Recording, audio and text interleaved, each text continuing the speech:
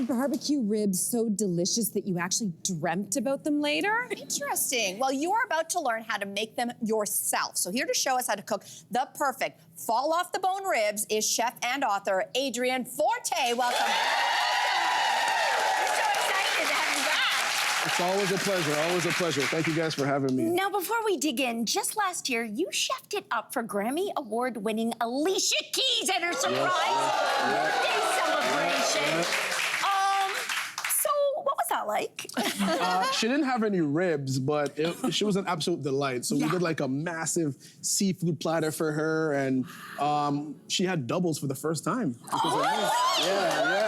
And she was obsessed. She was obsessed after that. Okay, that's amazing. Yeah. Look at that footage all day. So, but let's talk barbecue, can we? Yes. You talk about low and slow is the way to go, I think, in many realms in life. But also when cooking.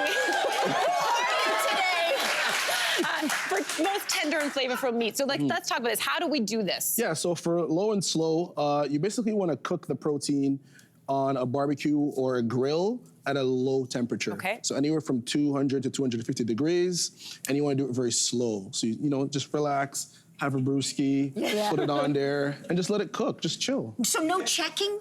Like, because my big thing is always like lifting up that lid. Yeah, you can check periodically, but as you open the lid, you're gonna let the heat out. Exactly. Are you talking hours though? Like hours? Yeah. Okay. That's how you get the, it's gonna break down the connective tissue and the protein, like that low heat, very slowly. That's how you get the perfect barbecue. Okay. But my preferred method of doing low and slow is in a sous vide. So tell us, One of you these brought a fancy sous vide. things. I would Yeah. never say like, oh, barbecue or ribs, oh, sous vide machine. Yeah. So this is how professional chefs do it. It's our little secret. So now you guys all know. Oh. Yeah. Right? So we usually start off in the sous vide, and then we finish on a barbecue and on a smoker.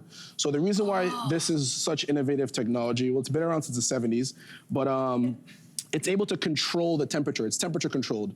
So when you're working with a barbecue or a grill, right, you're gonna have your protein on there, you're gonna have your charcoal. You don't really have that much control over the heat, but this, it's stabilized. So the temperature inside the liquid, which is the water, is the same temperature as inside the meat. So it's cooked even throughout, and you'll never have it be overcooked or dry. Can I peek? Of course it can peak. It's so easy to do. It looks like something out of a science fiction movie, though. Like, so it's a little bit. it's just vac packed, right? So it's vacuum that's sealed it. with the marinade, and you set it and forget it. Set it and forget it. Love it.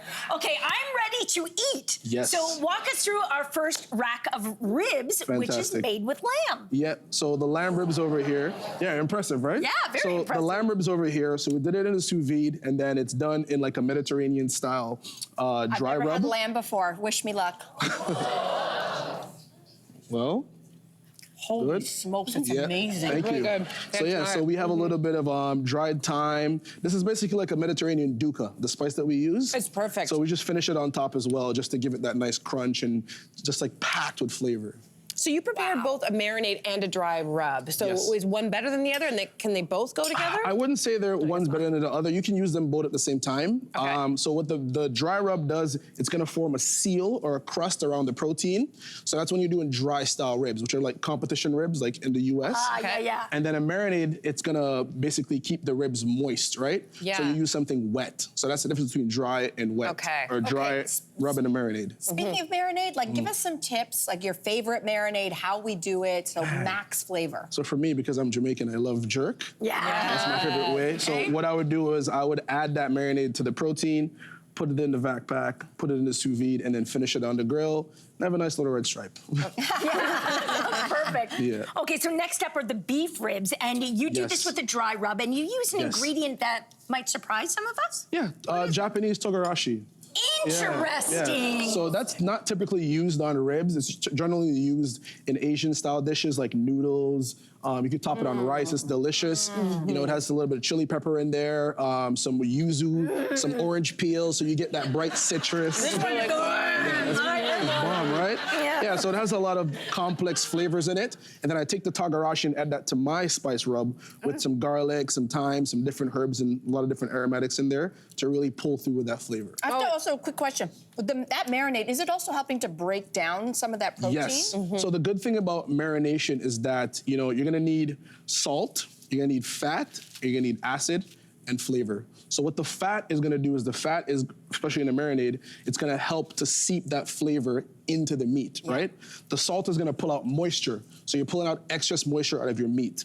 And then the acid is gonna help to tenderize the meat to make it soft. Okay. So think of like if you do like a Latin style ribs, you could do a little bit of lemon juice that'll break down, or acid, apple cider vinegar is another good acid. And then the flavor is gonna influence the taste of the meat. So that's why we have Mediterranean style, then we have a little Asian style, and then American style ribs. Okay. So that's what the flavor is. You've got another tip when it comes to cooking like with indirect heat. Yes. Talk about how that works. So what that means is that you're gonna have your heat source, right? So you're gonna have either your charcoal briquettes or just flame from your barbecue, and you're gonna place the meat adjacent to the heat source. Okay. So adjacent to the heat zone. That way you don't have fat rendering into the flames, burning the meat, overcooking it, making it dry, So is that making true it for charred. any kind of meat, would you say? Any kind of meat. Okay. So, but you're gonna do it low and slow. Okay, all right. Slow, Right? Slow and slow. And then maybe move it to that part, you know, where you get the crust at the end, right? Just to get that. You move it over. Yeah, that's when you want to do it. That's when you want to do it.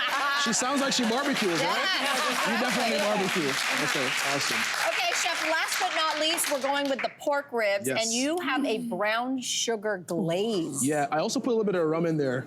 Okay. So I encourage you to try that one. Dip in a little bit of sauce. Can we, which one's the sauce we want us to dip in? You want to try the same marinade. It's just right there. Okay, I'm We can going. even get you some barbecue. Okay. And just Little curious, you barbecue. also marinated, correct? Yes. wearing white. So we use that marinade, and we're gonna finish it with the marinade. I have a little, bit for you. Okay. Thanks, Are Chef. you nervous for me? I'm very nervous for you, and you're wearing a white shirt. Don't, no pressure, Cynthia. See? Fall off the bone, right? Yeah. Be careful. Oh my be careful. God, this is like, I've never cooked ribs before, but you have inspired a meal. Now you know how. Just so good. Amazing. You ladies keep eating. Adrian, this has been phenomenal. Thank you. Great job. Thanks, everybody. Hey there, what did you think? Drop your comments below and join the conversation. And don't forget to like and subscribe so you can find more on everything from food and fashion to pop culture and current events. See you soon.